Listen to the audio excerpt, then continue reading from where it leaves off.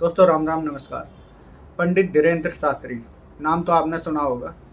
पंडित धीरेन्द्र शास्त्री ऐसा नाम है जो आजकल हर मीडिया चैनल पे आपको दिखाई दे रहे होंगे।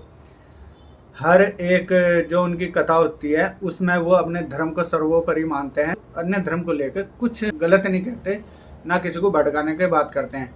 आजकल वो अपने मुंह से अगर कुछ भी कह दें तो वो सब कुछ मीडिया के लिए विवादित क्यों बनता जा रहा।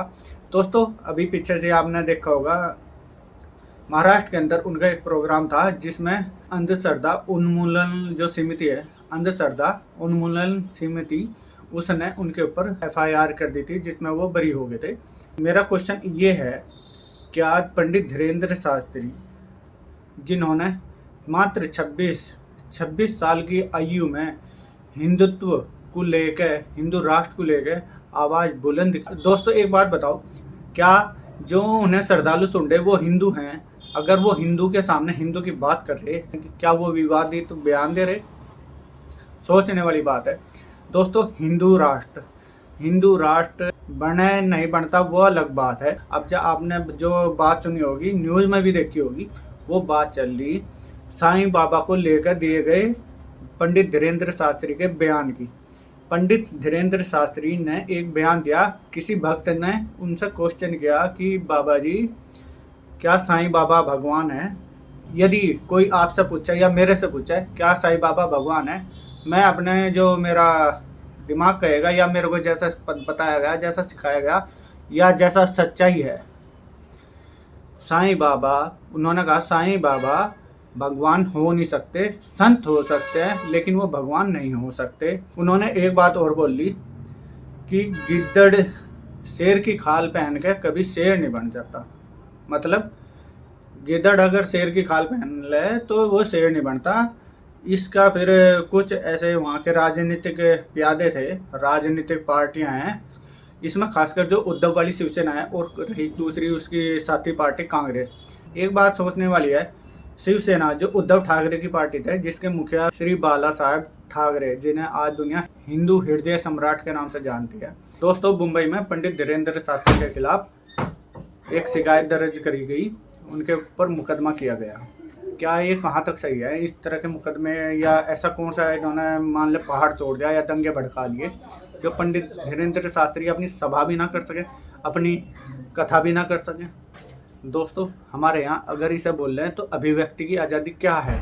सोचने वाली बात है। पंडित धीरेन्द्र शास्त्री मात्र एक 26 साल का संत है, उन्हें किस तरह से उनके ऊपर हर बार कभी हिंदू राष्ट्र को लेकर, कभी दंगे भड़काने को लेकर। अगर उन्होंने साईं बाबा को कहा तो उन्होंने एक बात कोट करके कही, हमारे आदिदेव जो शंकराचार्य थे उनकी बात को उन्होंने रिपीट किया। हमारे यहाँ मेरे याद है शंकराचार्य जी थे, उन्होंने सीधा कहा था साईं बाबा कोई भगवान नहीं है, कोई भगवान का अंश नहीं है, वो हिंदू नहीं है। दोस्तों उन्होंने कहा था, उनकी बात को फिर रिपीट किया। इसमें क्या गलत है? मेरे को ये नहीं समझ में आता। अगर साईं बाबा भगवान तो हो ही नहीं सकते, ये तो मैं भी कह रहा हूँ। भारत के मेरे हिसाब से 70% हिंदू साईं बाबा को हिंदू नहीं मानते, और जो पूजा करते हैं उन्हें भी ज़्यादातर ज्ञान ये नहीं होगा कि वो हिंदू थे या मुस्लिम थे, कौन थे। बस श्रद्धा है, श्रद्धा का कोई तोड़ नहीं है। मैं इसमें नहीं कहता कि वो पूजा ना करें या वो ना करें, ये काम उनकी ऊपर है, वो किस बाबा को पूज रहे, किस देवता को मान रहे या कैसा चल रहे, वो उनकी अपनी अभिव्यक्ति की आज़ादी है।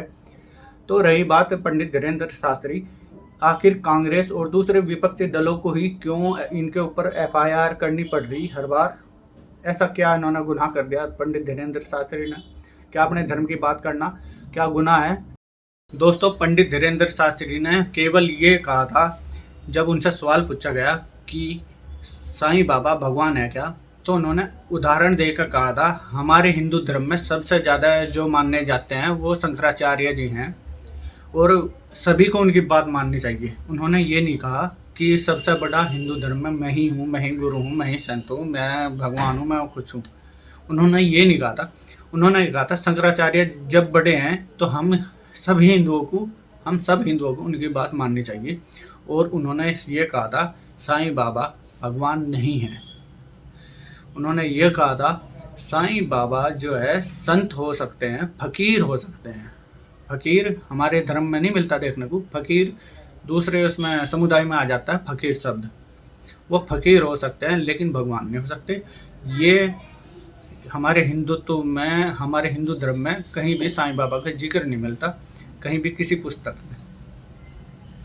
तो दोस्तों, जिस तरह से पंडित धीरेन्द्र शास्त्री के ऊपर ये जो षड्यंत्र चल रहा, ये मात्र एक हिंदू धर्म के जो गुरु हैं उन्हें कमज़ोर करने के लिए चल रहा। उनकी बात पब्लिक ना सुने या उन्हें जेल में डालने के लिए इस तरह की मांगे की जा रही।